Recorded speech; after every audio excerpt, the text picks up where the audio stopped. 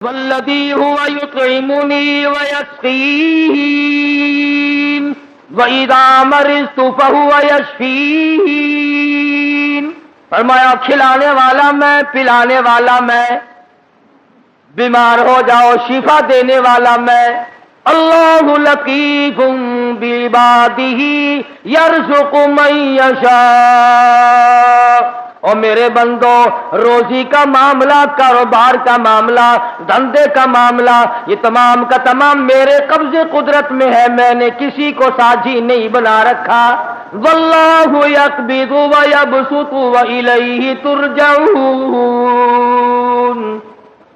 جس کو چاہوں لاکھا پتی بنا دوں، جس کو چاہوں کروڑا پتی بنا دوں، جس کو چاہوں دو جہان کا مالک بنا دوں، جس کو چاہوں دین اور دنیا دونوں عطا کر دوں، جس کو چاہوں دنیا کے اندر ایک ٹکڑوں کا محتاج بنا دوں، اپنے زمانے کا بادشاہ ہو، لیکن تخت شہنشاہیت چھین کر اتنا مجبور کر دوں کہ دنیا کے سامنے ذلت کے ٹکڑے مانگ کے مر جائے۔ فرمایا کام اللہ میاں کا ہے، لم یحتسب، وہاں سے کھلاؤں گا جہاں کا تجھے کبھی گمان بھی نہ آیا ہوگا، تیرا خیال بھی نہ ہوگا۔ لَأَكَلُوا مِن فَوْقِهِمْ وَمِن تَحْتِ أَرْجُلِهِمْ۔ جب تم میرے بن جاؤ گے، میری طرف جھک جاؤ گے، میرے عبادت گزار بن جاؤ گے، میری توحید کی پرستار بن جاؤ گے، میرے نام کے ساتھ شرک کی لعنت نہیں لگاؤ گے، مجھے سارے جان کا مالک و خالق مانو گے، اولاد کا مالک میں، مال کا مالک میں، تیری جان کا مالک میں، تیرے کارخانے کا مالک میں، تیری دکان کا مالک میں، تیرے بیوی بچوں کا مالک میں، تیرے عزیز و اقربا کا مالک میں۔ واللہ علی کل شیء قدیر۔ اور سارے جان پہ قبضہ قدرت میرا ہے، اور آج میرے بندے مان جا تیرا مالک بھی میں۔ فرمایا کھلانا میری ذمہ داری ہے۔ وَفِي السَّمَاءِ رِزْقُكُمْ وَمَا تُوعَدُونَ۔ فرمایا جب تم میرا بن جاتا ہے، لَأَكَلُوا مِن فَوْقِهِمْ وَمِن تَحْتِ أَرْجُلِهِمْ، اوپر سے بھی رزق برساتا ہوں، زمین سے بھی رزق اگاتا ہوں، تجھے کسی طرح کی پریشانی نہیں ہونے دیتا۔ سارا جہان میں نے تیرے لیے بنایا، کھیتیاں سرسبز ہیں تیری غذا کے واسطے، چاند سورج اور ستارے ہیں ضیاء کے واسطے، سب جہاں تیرے لیے اور تو خدا کے واسطے۔ فرمایا اس بات کے غم میں تو پڑھائی نہ کر، میں بھی شامل ہوں آپ ہی لوگوں میں۔ رات کو نیند نہیں آتی، کس طرح پلے گا بال بچہ، کس طرح کاروبار چلے گا؟ اے کاش ہماری نیند اڑے تو یوں اڑے، اے میرے مالک اگر قبر میں تیرا سہارا نہ ملا تو میں کہاں جاؤں گا؟ میدان حشر کی بربادی میں اگر تیری رحمت کا سایہ نہ ملا تو میں کہاں جاؤں گا؟ پل صراط سے گزرتے وقت اگر تیری کریمی مجھ پر نہ ہوئی تو میں کہاں جاؤں گا؟ اس پر ہمارا یقین نہیں، اس لیے پریشانی نہیں، اس لیے غم نہیں، اس لیے حزن و ملال نہیں۔ حضرات صحابہ اکرام رضوان اللہ تعالی علیہ مجمعین کی جماعت ان تمام چیزوں کو سمجھ چکی تھی، نبی کی تعلیمات کا صحیح اثر ان پہ ہوا، انہوں نے ظاہری باطنی اخلاقی سیاسی مادی طور پر حضور کی تعلیمات کو قبول کیا۔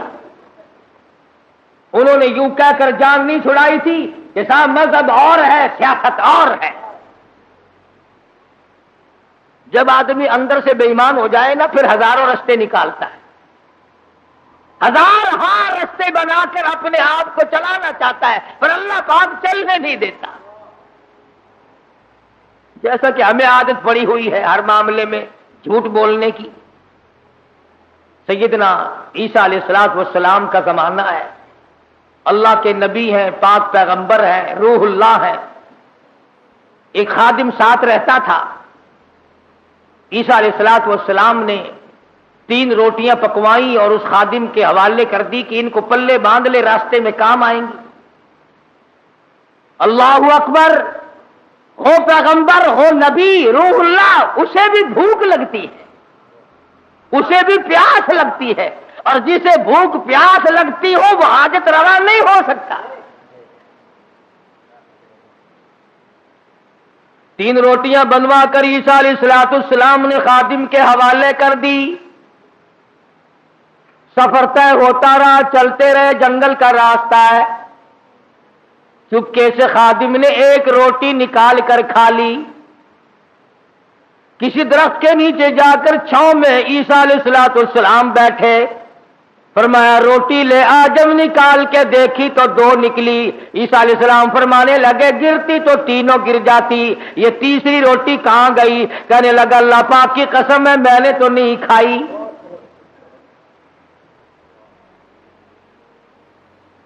جیسے ہمارے یہاں قسم کی کوئی قیمت نہیں، یوں ہی بلا وجہ قسم کھاتے رہتے ہیں ہم لوگ، سانس سانس میں قسم۔ اور علماء نے لکھا ہے کہ زیادہ قسمیں کھانا بھی جھوٹا ہونے کی علامت ہے۔ جو ہر عام قسمیں کھاتا ہے اس کو خدا کی قسم سے کیا آر ہے، کیا غیرت ہے اس کو۔ تو عیسیٰ علیہ السلام سمجھ گئے کہ اس نے جھوٹ بولا ہے، اور جھوٹ بولنے والا اگر میری ساتھ رہا تو کہیں خدا کا مجھ پر عتاب نہ آ جائے۔ نبی ڈرتا ہے اس بات سے کہ میرے ساتھ جھوٹ بولنے والا نہ رہے، کہیں اس کی وجہ سے اللہ کی ناراضگی نہ آ جائے۔ کبھی ہم نے بھی سوچا کہ یہ سوسائٹی، یہ مجلس، یہ معاشرہ، یہ ماحول جو ہر وقت جھوٹ کی طرف گامزن ہے، ہم اس سے بچنے کی کوشش کریں؟ کبھی نہیں۔ کہتے کیا کریں جی، آخر زمانے کی رفتار ہے، زمانے کے حالات کے ساتھ ساتھ چلنا پڑے گا۔ اگر قیامت میں اللہ پاک نے یہ فرما دیا کہ بھی زمانے کی رفتار ہے، سب کو جہنم میں جانا پڑے گا، پھر کیا ہوگا؟ تو اللہ کے پیغمبر نے معجزہ دکھایا۔ عیسیٰ علیہ السلام کا ایک معجزہ یہ بھی تھا کہ مٹی کی ڈھیری بنائی اور فرماتے تھے اللہ کے حکم سے سونا بن جا، بس وہ سونا بن جایا کرتا تھا۔ جب سے یہ واقعہ تفسیر میں نے سنا، کئی مرتبہ میرا دل کرتا ہے اگر کوئی وظیفہ بتا جاتے سونا بنانے کا تو میں بھی پڑھ لیا کرتا، اور تم سارے میرے پاؤں دباتے آ کر کہ سونا بنانے کا وظیفہ ہمیں بھی بتا دے۔ صلاۃ الحاجات پوچھنے کوئی نہیں آتا، صلاۃ التسبیح پوچھنے کوئی نہیں آتا، خدا کو منانے والی نماز پوچھنے والا کوئی نہیں آتا، خدا کے نام پر صحیح خیرات کرنے کا مسئلہ پوچھنے کوئی نہیں آتا، زکات دینے کا صحیح مسئلہ پوچھنے کوئی نہیں آتا۔ اگر میں سونا بنانا سیکھ جاتا تو سارا پاکستان اور بلکہ دوسرے ملکوں کے لوگ بھی الحمدللہ یہاں میرے قدم اور پاؤں پکڑتے۔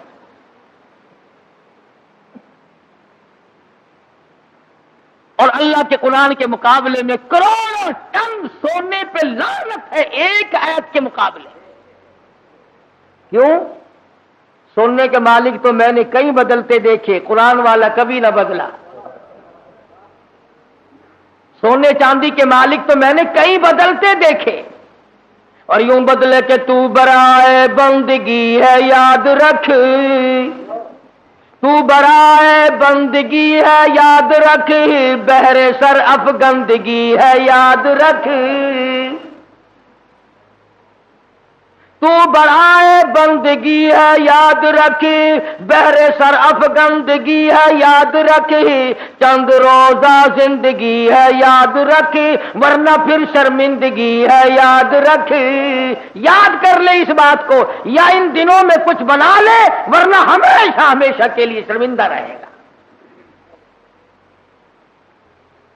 تو عیسیٰ علیہ السلام نے مٹی کی 3 ڈھیریاں بنائی اس خادم کے سامنے اور فرمایا کہ سونا بن جا۔ وہ تینوں ڈھیریاں مٹی کی سونا بن گئی۔ اللہ کے نبی کا معجزہ ہے۔ شکر ہے تمہیں ایسا کوئی درویش فقیر آج تک ملا ہی نہیں، ورنہ اس کو علل اعلان خدا مانتے، علل اعلان خدا مانتے۔ یہ پیغمبر کا معجزہ ہے جو مٹی کی چڑیا، قرآن مجید کا ترجمہ کر رہا ہوں، مٹی کی چڑیا بنائی اور اس میں پھونک ماری، قم باذن اللہ فانفخوا فیہ فیکون طیرا باذن اللہ۔ مٹی کی چڑیا بنائی، پھونک ماری، پھر کر کے وہ چڑیا اڑ گئی۔ اگر آج کوئی ایسا یوں کرتا ہے نا، میں کہتا ہوں ایک بھی خدا کا نام لینے والا شاید نہ ملتا. تو دیکھو پرندے نہیں بنا رہا ہے. تو عیسیٰ علیہ السلام نے مٹی کی ڈھیریاں 3 بنائی اور فرمایا سونا بن جا، وہ سونا بن گیا. تو ایک ڈھیری تو عیسیٰ علیہ السلام نے اپنی طرف کو یوں کھسکا لی، سرکا لی کہ یہ تو میری، اور ایک اس کی طرف کو کر دی کہ یہ تیری، اور تیسری کی طرف انگلی کا اشارہ کر کے فرمایا کہ یہ اس کی ہے جس نے تیسری روٹی کھائی. یہ سونے کی ڈھیری اس کی ہے جس نے تیسری روٹی کھائی. تو کہنے لگا اللہ کی قسم، قرآن کی قسم میں کھائی ہے.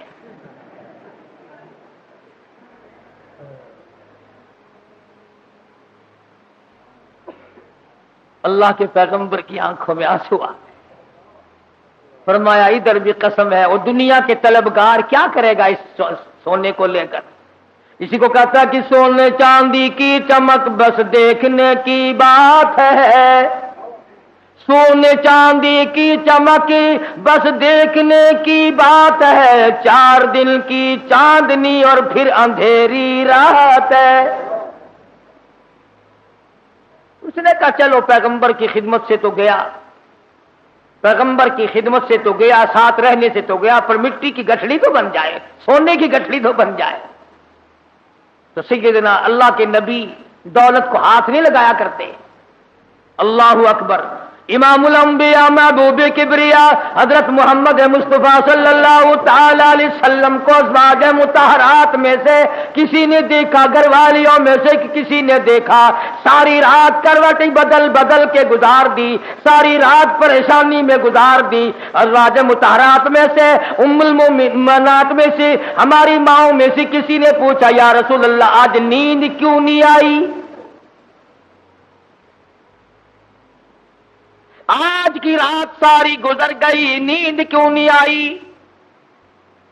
فرمایا راستے میں ایک کھجور پڑی تھی، میں نے اس نیت سے اٹھا کر کھا لی کہ یہ ضائع ہو جائے گی، کسی کے پیر کے نیچے آ کر کھانے کی چیز ہے. اب مجھے شبہ یوں پڑتا ہے وہ کبھی کسی اور کا حق نہ ہو. شہنشاہ کائنات ہے صلی اللہ علیہ وسلم، امام الانبیاء ہے، ایک کھجور کے لیے ساری رات بے چین ہیں. ہم مربے دبا جاتے ہیں، 1 منٹ کے لیے کبھی پریشان نہ ہوتے. ہم ہزاروں کھا جاتے ہیں، لاکھوں مار جاتے ہیں. تو بھی تو اسی نبی کا امتی ہے. مدنی کریم صلی اللہ تعالی علیہ وسلم نے فرمایا ایک دانہ جب آدمی کے حلق کے نیچے حرام کا جاتا ہے، اللہ میاں کی طرف سے اس کی طرف عذاب آنا فوراً شروع ہو جاتا ہے. تو عیسیٰ علیہ السلام نے جب اس نے خادم نے کہا نا، عیسیٰ علیہ السلام نے فرمایا کہ تیسری سونے کی ڈھیری اس کی ہے جس نے تیسری روٹی کھائی. کہنے لگا اللہ کی قسم میں نے کھائی ہے. تو عیسیٰ علیہ السلام نے وہ سونے کی ڈھیریاں دوسری بھی، تیسری بھی، پہلی بھی، تینوں اس کی طرف سرکا دی، کھسکا دی. فرمایا تجھے مبارک ہو سونا، تو ہی لے جا، میں کیا کروں گا. تو وہ دل میں بڑا خوش ہوا، کبھی گٹھڑی مل گئی سونے کی، مزے ہو گئے. چلو نبی کی خدمت تو محروم ہو گیا، مگر سونے کی تو پن مل گئی نا. اس نے گٹھڑی بنائی سونے کی اور لے کے چلا. سامنے سے 3 ڈاکو آتے ہوئے مل گئے. انہوں نے کہا کیا ہے؟ انہوں نے کہا اگر میں نہیں بتاؤں گا تو یہ پکڑ کے دیکھ لیں گے، یہ 3 ہے میں 1 ہوں. کہنے لگا سونا ہے. وہ لگے سر آنکھیں بدل لے. کہنے لگا بھی مارنے کی کوئی ضرورت نہیں، بہت بڑا سونا ہے، تینوں 3 سے 8 ہو جائیں گے. 2 آئے تھے، 3 حصے کر لیں گے تینوں، کوئی مارنے کی قتل کرنے کی ضرورت نہیں. آج کل کا زمانہ تو تھا ہی نہیں جو مرنے کے بعد تلاشی لیں گے. پچھلے سال ساہیوال میں ایک آدمی کو قتل کیا، جب تلاشی لی تو 10 پیسہ نکلا.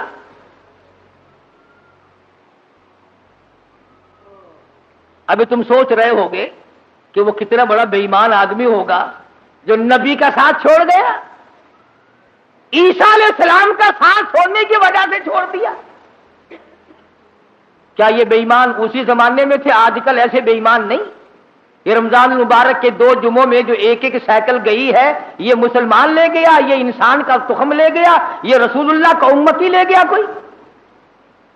رمضان کا مہینہ ہو، الوداعی جمعہ، اور سائیکل چرا کر اپنے آپ کو کامیاب سمجھتا ہے. میرا ایمان ہے کہ اس قسم کے چوری کرنے والے کا پیسہ فالج کے سوا اور کسی بات پر خرچ نہیں ہوگا. انسانیت ہے یہ. چورا بھی ایسا نہیں کرتا، سکھ اور عیسائی نہیں کرتا جو آج مسلمان کرتا ہے. اور پھر مسلمان کے مسلمان ہو، کس نے تمہیں یہ پٹی پڑھائی ہے کہ تم سور کھا جاؤ پھر بھی مسلمان ہو، کتا کھا جاؤ پھر بھی مسلمان ہو، حرام کھا جاؤ پھر بھی مسلمان ہو، رمضان میں چوری کرو، زنا کرو، شراب پیو، بدکاری کرو پھر بھی مسلمان ہو؟ یہ کون سے ملا نے تجھے راہ لگایا ہے؟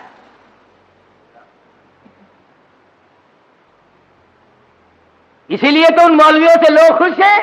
بس وہ کہتے ہیں جی کبوتروں کے لیے پیسے دو، میں دانا جا کے ڈالوں گا بیت اللہ کو، ساری عمر شراب پیو، جوا کھیلو، حرام خوری کرو، بس کبوتر دانا کھا کے بیت اللہ کے کنگورے تے بہ کے آنکھ دے گا میں ہوں دا دانا کھا بیٹھا جڑے ویلے تائی تو انہیں بس کے نہیں، میں تیرے کعبے تو لاندہ نہیں. تو خود ٹھگ ہے، اسی لیے بڑے بڑے ٹھگ جو چاروں طرف پھرتے انہی کے قابو آتا ہے. 2 آدمیوں کے مطلب کا تو رہ گیا، یا ویزا بنوانے والے کا اور یہاں تیرے باپ کو جنت میں داخل کرانے والا ملا. جو 2 آدمیوں کا ٹھیکہ رہ گیا، سارے ٹھیکے ختم ہو گئے. ایمان نہیں ہے، دماغ میں کھوپڑی میں دماغ نہیں ہے. اللہ کے قرآن کا کوئی پتہ نہیں کہ وہ تجھے کیا فیصلہ دیتا ہے. وہ کہنے لگا بھی مارنے دھاڑنے کی کوئی ضرورت نہیں، سونا بہت ہے، 2 تم ہو 1 میں ہوں، حصے کر لیں گے 3. انہوں نے کہا چلو ٹھیک ہے. ہاتھوں سے کھلتے ہو تو دانت نہیں لگانے چاہیے، جب یوں ہی مل رہا ہے تو کیا ضرورت ہے مارنے وارنے کی. بھوک تو لگتی، راستے میں چلتے چلتے کی بھوک لگی، شہر کے قریب گئے تو ایک کو کہنے لگا جاؤ تو روٹی پکوا کے لا. شہر سے 2 ماں کسی درخت کے چھاؤں میں بیٹھ گئے، سو گئے. دنیا ساری پر مکر ہے. دنیا ہی نام فتنے کا نام دنیا ہے. وہ جو شہر میں روٹی پکوا رہا ہے نا، وہ سوچنے لگا آرام سے سوئے پڑے ہیں چھاؤں میں دھوپ میں پھر رہا ہوں، پریشان ہو رہا ہوں، اپنی تو روٹی کھا لوں، یہاں ان کی روٹیوں میں زہر ملا کے لے جاؤں، کھاتے ہی سو جائیں گے، سارا سونا میرا، ساری دولت میری، تمام کا تمام میرا ہی ہو جائے گا. دماغ نے اجازت دے دی، ٹھیک ہے کرو ایسا. اپنی روٹی وہاں کھا لی، ان کی روٹیوں میں زہر ملا کے لایا، اور یہ دونوں آپس میں کہنے لگے جنگل میں پڑے ہم، وہ شہر میں فلودا کھا رہا ہوگا، خدا جانے کیا کیا اڑا رہا ہوگا مزے، بڑا چٹورا ہے، دیر لگا دیے، دیکھ لو کھانے پینے میں مصروف ہے بھائی. ایک کہنے لگا میں بتاؤں ترکیب. اس نے کہا کیا ہے؟ کیا آوے نا اب تبا کر کے مارو تلوار، گردن دور جا کے پڑے گی، آپ دونوں آپ دودھ ہو جائیں گے نصف نصف. انہوں نے تلوار تیار کر لی، وہ زہر ملا کے لایا. اسی کا نام تو دنیا ہے. فرمایا قل متاع الدنیا قلیل والآخرۃ خیر لمن اتقى ولا تظلمون فتیلا. دنیا تھوڑے دنوں کا سودا، لا یغرنک تقلب الذین کفروا فی البلاد متاع قلیل. دنیا کا دھوکہ تجھے دھوکے میں نہ ڈال دے، دنیا کی زیب و زینت تجھے لپیٹ کے نہ رکھ دے، تجھے آخرت اور دنیا میں خسرت دنیا والآخرہ ذالک هو الخسران المبین. خسارے میں ڈال دے گی تجھے. اب وہ تو جناب روٹیوں میں زہر ملا کے لایا، اور جب آیا نا سارا دن خرچ کر دیا، شہر میں تفریح ہوتی رہی جناب کی، ہیں ہم یہاں پڑے ہیں، تیرے باپ کے نوکر ہیں، چوکیدارا کرتے رہے، ماری تلوار گردن وہ جا کے پڑی. تو کہنے لگے لے بھائی کٹ گئی راند، آپ دونوں نصف نصف ہوں گے. کھانا کھاؤ، روٹی جو کھائی لگا تھوڑا سا آرام کر لو، طبیعت بگڑ رہی ہے۔ اس زمانے میں 7 اپ تو تھی نہیں جو فوراً پی لیتے، لگا تھوڑی سی طبیعت بگڑ گئی، کیا بات ہے، تھوڑے سے سو جاؤ۔ اس کھا کے جو سوئے پھر کون اٹھتا، پھر اٹھنے والا کون تھا؟ چند دنوں کے بعد عیسیٰ علیہ السلام کا وہاں سے گزر ہوا، 3 لاشیں پڑی دیکھی، سونے کی گٹھڑی رکھی دیکھی، پہچان لی، فرمایا اے دنیا تو نے کسی سے وفا نہ کی، اے دنیا تو نے کسی سے وفا نہ کی، تو کسی کی نہ بنی، تو نے دنیا کو مروایا اور تو پھر بھاگ کر کسی اور کی بن گئی، اس کو مروایا پھر کسی اور کی بن گئی، اس کو تباہ کرایا پھر کسی اور کی بن گئی، تیرے شوہروں کا کوئی ٹھکانہ ہی نہیں۔ اس لیے قرآن کریم نے اس بات کی طرف ہمیں متوجہ کیا، جھوٹ فریب غلط زندگی سے بادا، طبیعت بدلو، مزاج بدلو، حالات کو پلٹا دو، تاکہ جس وقت تیری موت آئے تو کچھ تو تیرے پلے ہو نا۔ اگر تمہارا پیسے کے بارے میں یہ خیال ہے کہ سفر میں پیسہ کام آتا ہے، سارا جہان کہتا ہے سفر میں پیسہ کام آتا ہے، میں کہتا ہوں قبر میں قرآن کام آتا ہے۔ اگر تمہارا یہ خیال ہے کہ رشتے ناطوں اور شادی بیاہ میں پیسہ کام آتا ہے، میں کہتا ہوں قیامت میں ایمان کام آتا ہے۔ تم اس طرف دھیان کب کرو گے آخر؟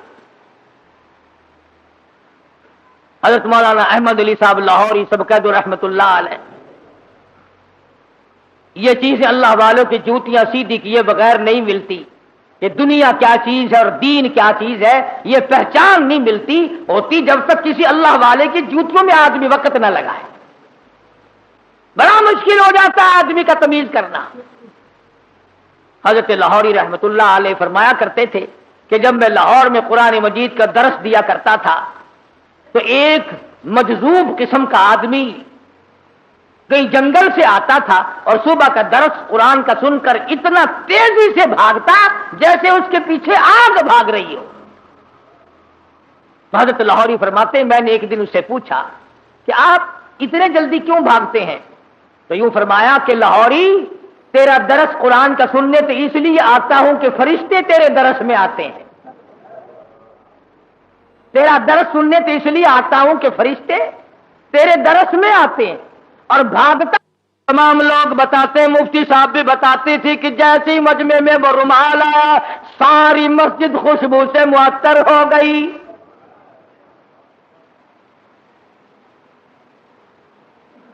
مفتی صاحب فرماتے تھے کہ ہماری سمجھ میں نہیں آتا تھا کہ یہ خس عطر کی خوشبو ہے، ہینا کی ہے، گلاب کی ہے، چمیلی کی ہے، دربار کی ہے، زعفران کا عطر ہے، کستوری ہے، عنبر ہے، کیا چیز ہے، خوشبو نرالی ہے۔ اور جو طالب علم پڑھ رہے تھے اس زمانے میں، آخری دن تھا، ختم قرآن مجید تھا، ان طالب علموں نے مجھے بتایا کہ اتنی تیز خوشبو دماغ پرور، روح پرور کبھی نہیں سونگی۔ تو مفتی صاحب فرماتے تھے کہ میں نے مولانا عبید اللہ انور سے پوچھا کہ حضرت رومال تو ہم نے اس قسم کے بہت دیکھے، رومال تو اس قسم کے ہم نے بہت دیکھے، مگر یہ خوشبو آپ نے کہاں سے لگائی ہے اس میں؟ رومال تو عام دنیا لیے پھرتی ہے، مگر یہ خوشبو آپ نے کہاں سے لگا دی اس میں؟ اتنی بہترین خوشبو ہے، روح پرور خوشبو ہے، من بھاتی خوشبو ہے، اور ساری مسجد اندر سے باہر سے برآمدہ جتنا بڑا مجمع ہے سارے کا سارا معطر ہے۔ یہ خوشبو کہاں سے لگائی؟ تو مولانا عبید اللہ انور نے رو دیا اور فرمانے لگے کہ ابا جان کو جب آخری وقت میں تختے پر غسل دیا تھا، اس رومال سے میں نے حضرت لاہوری کی داڑھی کا پانی خشک کیا تھا، 17 سال گزر گئے، اس دن سے لے کر آج تک اس رومال سے یوں ہی خوشبو آتی ہے۔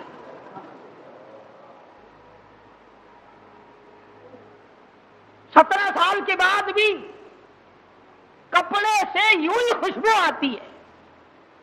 کئی لوگ ہمیں کیا دیتے ہیں کہ یہ قاری حنیف تو ولیوں کو نہیں مانتا، لو دیکھو میں تو ولیوں کی داڑھی کے اندر سے اتنی خوشبو مانتا ہوں کہ جو دنیا میں نہیں ملتی۔ پر ولی ہونا ننگا تو نہ ہونا ہے، ولی ہو، اللہ والا ہو، سرکار مدینہ کا غلام ہو، قرآن کا خدمت گزار ہو، ساری عمر قرآن کے آگے قرآن ہاتھ میں لے کر اور قرآن کریم پہ عمل کرتے ہوئے گزارتے۔ لاہوری اتنا بڑا ولی تھا، ملک امیر محمد خان گورنر پنجاب حضرت لاہوری کی خدمت میں آیا، سمجھدار آدمی تھا، یہ پچھلے لوگ پھر بھی اللہ والوں کی قدر کیا کرتے تھے، اب جیسا گپلا تو کبھی بھی نہیں بچا۔ حضرت لاہوری سے عرض کیا نواب گورنر پنجاب نے کہ میری بچی کا نکاح آپ نے پڑھانا ہے، میری بچی کا نکاح آپ نے پڑھانا ہے۔ تو فرمایا کچھ شرطیں ہیں میری، میرے جیسا ہوتا تو اسی وقت اچھا جی سبحان اللہ سبحان اللہ، گورنر صاحب کی بچی کا نکاح میں پڑھاؤں، سارے پاکستان میں چرچا ہوگا، اخبار میں فوٹو آئے گا، ہزاروں نکاح لوگ مجھ سے اور پڑھوائیں گے، آمدنی کا ذریعہ بڑھے گا، سبحان اللہ۔ لگ جاتا پیچھے میرے جیسا ملا ہوتا کوئی۔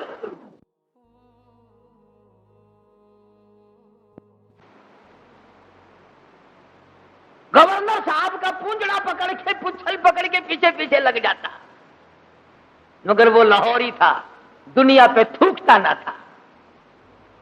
کہا گورنر صاحب 3-4 شرطیں ہیں میری، پہلی شرط تو یہ ہے کہ تمہارا وہ جو آئلی قوانین کا فارم ہے میں اس پہ دستخط نہیں کروں گا، اور دوسری شرط یہ ہے کہ ایک ٹیڈی نہیں لوں گا، اور تیسری شرط یہ ہے کہ اس مجمع میں عورت نہ ہو، اور چوتھی شرط یہ ہے کہ 10 منٹ سے زیادہ نہیں ٹھہروں گا۔ جس کے دل میں قدر ہوتی ہے وہ ساری شرطیں ماننا کرتا ہے، کہنے لگا بالکل ٹھیک ہے، 10 شرطیں اور بتاؤ، ساری مانوں گا، لیکن نکاح آپ سے پڑھوانا ہے، نکاح آپ سے پڑھوانا ہے۔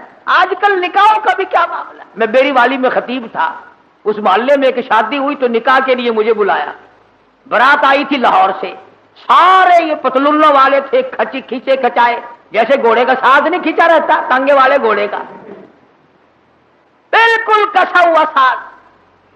اب کھڑے سارے، مجھے بیچ میں کھڑا کر لیے، انہوں نے کہا ہاں جی پڑھو نکاح۔ میں نے کھڑے کھڑے کہ ہاں اور کیا؟ میں نے کہا یارو ایسا نکاح سیکھا ہی نہیں جو کھڑے کھڑے پڑھا دوں۔ میں نے کہا یاد رکھو اگر میں نے کھڑے کھڑے نکاح پڑھا دیا نا، یہ دلہا اور دلہن ساری عمر بھاگتے ہی پھریں گے، ٹھہرنے کے نہیں۔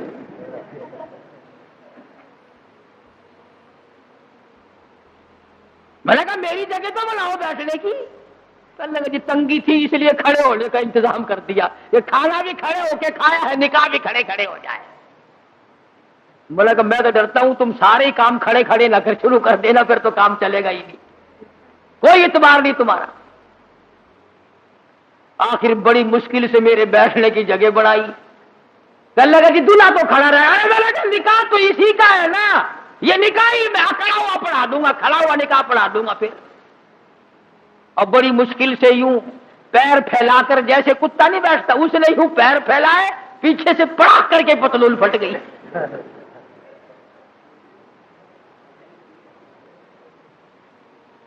اس پر بڑے راضی ہوتے ہیں، اس لباس پر بڑے خوش ہوتے ہیں۔ بابو جی ہیں نرالے طریقے، نرالے طور، انگریز بے ایمان کی نقل کر کے خوش ہوتے ہیں۔ دیکھا ہوگا نا آپ نے لوگ، دیکھو یہاں جیبیں لگتی ہیں، یہاں جیبیں لگتی ہیں، اور یہ کئی یہاں پیچھے جیب لگائے پھرتے ہیں۔ پلیٹ فارموں پہ، قلعے پہ کبھی کبھی جاؤ گے نا سردی کے موسم میں، یوں پیچھے سے نکال کر کھاتے دیکھو گے آپ، یوں چلغوزے چاب رہے ہیں، یوں نکال گئی پیچھے سے۔ دیکھنے والے کو نفرت آتی ہے کہ جیب کہاں لگائی ہے، یہاں کوئی خاص دربار ہے۔ نوٹ بھی یہیں سے نکال کے دیتے ہیں۔ پچھلے دنوں میں پشاور جانے لگا تو وہ ٹکٹ اوکے کہتے ہیں، ٹکٹ اوکے کراتے ہیں نا، تو چانس کے لیے ایک بابو جی کھڑے تھے، اس نے کہا اچھا جی پیسے نکالو آپ کو ٹکٹ۔ میں بالکل ملا ہوا کھڑا تھا نا، وہ یوں جھکا، میں نے کہا شاید کوئی نیچے کاغذ گر گیا، میں کھڑا تھا اس کے دائیں طرف، نیچے جھک کر یوں پیچھے کو ہاتھ کیا، میں نے کہا لو بدبخت پیچھے سے نکال لے گا پیسے، یہ کیا تہذیب۔ تو گورنر پنجاب نے، اللہ اس کی مغفرت فرمائے، ہم سب گناہگار ہیں، بہرحال جب تک ملک امیر گورنر پنجاب کا رہا، گورنر ہاؤس میں عورت قدم نہ رکھ سکی، عورت ذات قدم نہ رکھ سکی، اور جب یہ اللہ تڑلے آئے پھر یہ عورت کے بغیر لیٹرین میں بھی نہ گئے۔ میں عرض کر رہا تھا، بات کسی اور طرف چلے گی کہ حضرت لاہوری رحمت اللہ علیہ نے ایسے وقت میں بھی وہ بادشاہوں کے سامنے، وہ گورنروں کے سامنے، وہ طالب علم اور فقیروں کے سامنے یکساں ولی تھے، بدلہ نہیں کرتے تھے۔ چنانچہ وہی شرطیں پوری ہوئی، حضرت نے جا کے نکاح پڑھا دیا۔ تو مولانا عبید اللہ انور فرماتے تھے کہ ابا جان کو جب غسل دیا گیا تو آخری وقت میں نے اس رومال سے داڑھی صاف کی تھی، 17 سال گزر گئے، ہمیں آج تک عطر خریدنے کی ضرورت نہیں پڑی، اور قبر کی مٹی سے بھی خوشبو آئی۔ لوگوں نے کہا کسی مرید نے سینٹ پھینک دیا ہوگا، لیبارٹری والوں کو مٹی دی گئی، انہوں نے ریسرچ کی، تحقیق کی، تفتیش کی، اور رپورٹ یہ دی یہ وہ خوشبو ہے جس کا دنیا میں وجود ہی نہیں۔ اس لیے میں نے یہ آیتیں آپ کے سامنے رکھی کہ کتنا ربنا ربنا آدمی کرتا ہے، مگر اس وقت کے ربنا سے کچھ نہیں بننے گا۔ اب کی یا ربی سے بہت کچھ بن سکتا ہے۔ وقت ہے مانگ لے، وقت ہے کمائی کر لے، وقت ہے ان راتوں میں کچھ کمائی کر لے، وقت ہے ان دنوں میں کچھ کمائی کر لے، وقت ہے دولت کما لے، قبر بنا لے، حشر بنا لے، قیامت کے دن کا سایہ تیار کر لے، قبر کے لیے بچھونا اور بستر بنا لے، روشنی اور لالٹین کا انتظام کر لے۔ اب وقت ہے موت کے وقت کی پیاس کے لیے آب زمزم تیار کر لے۔ تمام چیزوں کا وقت آج ہے، اور اگر اس ساری زندگی کو یوں ہی برباد کر دیا کہ صاحب ہم تو یوں کہہ ڈالیں گے کہ میری بد نصیبی نے مجھے مار دیا تھا، اور یہ بس گمراہی ہو جو گئی جی، اس سے کام نہیں چلتا۔ پروردگار عالم مجھے اور آپ کو قرآن کریم سمجھنے کی، سمجھانے کی توفیق عطا فرمائے۔ جب تک ہم قرآن کریم کے نزدیک نہیں آئیں گے، یاد رکھو کوئی قوم کامیاب نہیں ہوگی۔ اور اپنی اولاد کو سمجھاؤ،